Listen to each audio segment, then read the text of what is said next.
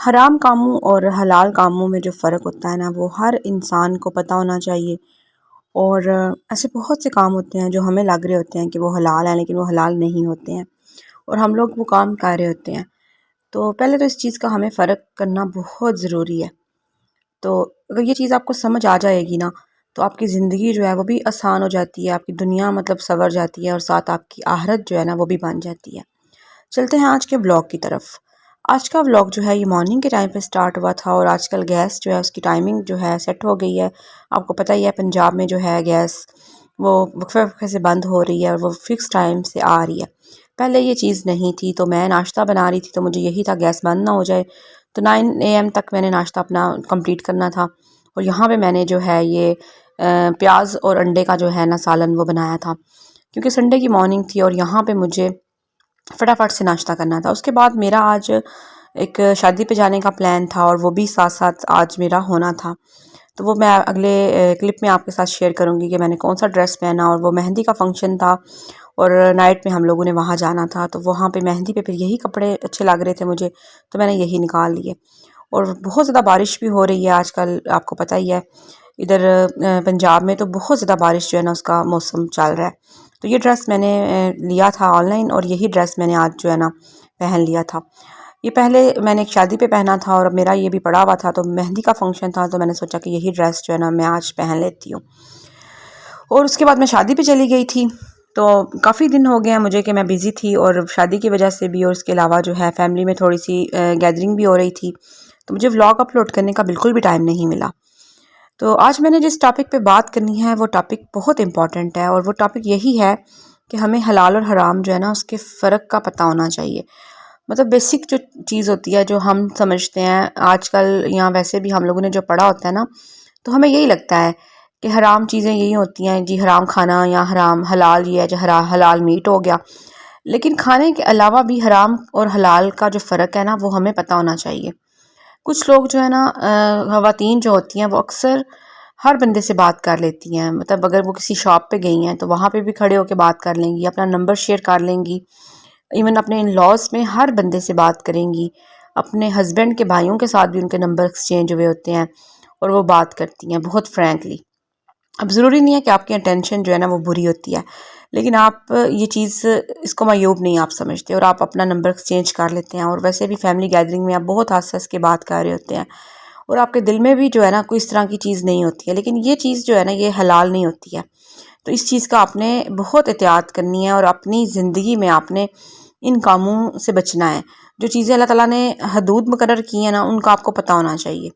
और कुछ जो मर्द होते हैं ना वो आपको समझ रहे होते हैं कि आप यहाँ पे गलत हैं और आप जानबूझ के फ्रैंक हो रहे हैं।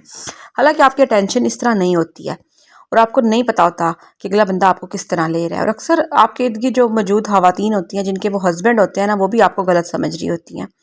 तो इन सारी चीज़ों का आपको पता होना चाहिए कि आपने जब ज़िंदगी गुजारनी है तो आपको ज़िंदगी गुजारने के लिए इन छोटी छोटी बेसिक चीज़ों का पता होना चाहिए। कभी भी अपना जो नंबर है ना वो आप किसी बंदे के साथ शेयर मत करें। आपका नंबर आपके हस्बैंड के पास होना चाहिए, इसके अलावा आपके भाइयों के पास, आपके बाप के पास और आपके बेटे के पास। और हाँ, अगर आपके पास अपने जो ब्रदर इन लॉ हैं उनके नंबर्स हैं, किसी काम की वजह से ज़रूरत पड़ सकती है तो नंबर होना चाहिए। लेकिन आप वहाँ पे कभी भी जो है ना चैट पे बात मत करें। आप कभी भी उनके साथ जो है ना फ्रैंकली कभी भी ये ना करें कि वो आपको कॉल कर लें। बस वो नंबर आपके पास इस हद तक होना चाहिए कि आपको अपनी सिस्टर से बात करनी है तो उनका नंबर नहीं मिल रहा तो आप उसके हस्बैंड को कॉल कर सकते हैं। इसी तरह आपके पास अगर अपने किसी हस्बैंड के जो भाई हैं उनका नंबर है वो भी आपके ब्रदर इन लाई लगते हैं तो उनके नंबर भी इसी हवाले से होने चाहिए कि अगर आपके हस्बैंड आपकी कॉल नहीं उठा रहे हैं या आपकी जो सिस्टर इन लॉ हैं जो आपकी देवरानी जिठानी है वो आपकी कॉल पिक नहीं कर रही हैं तो आप उनको कॉल कर सकते हैं। या कोई बहुत ही ज़रूरी काम है ना तो आप उनके साथ बात कर सकते हैं। इसके अलावा जो ज़्यादा फ्रैंकनेस है ना वो आपके अपने हस्बैंड से होनी चाहिए। तो ये चीज़ें हलाल और हराम में आती हैं और हम लोग इसको बहुत लाइटली ले रहे होते हैं। ये चीज़ें आप समझते हैं कि गलत नहीं है लेकिन ये गलत होती हैं। अगर ये गलत ना होती तो हमारे जो प्यारे नबी हैं ना वो हमें इस चीज़ से मना ना करते। उन्होंने खुद मना किया है, उन्होंने कहा है कि देवर और जो होते हैं ना जेठ वो आपके लिए मौत हैं। ये एक हदीस थी, उसका मैंने आपको मफ़हूम सुनाया है।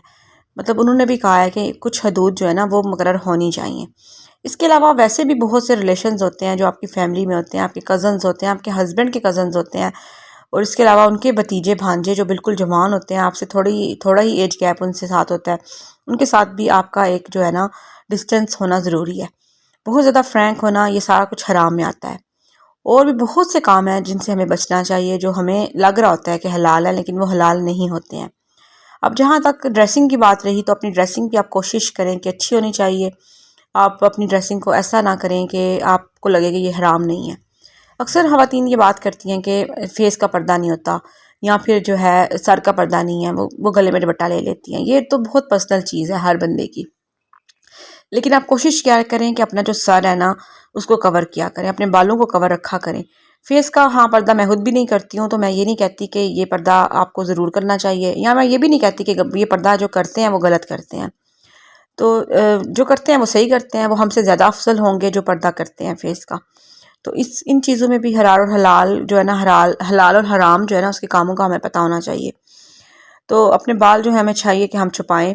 अगर कोई बंदा हिजाब कर रहा है तो बहुत अच्छी बात है, उसको आप मोटिवेट करें, ये नहीं कि आप आगे से कह रहे हैं कि तुमने ये क्या काम शुरू कर दिया।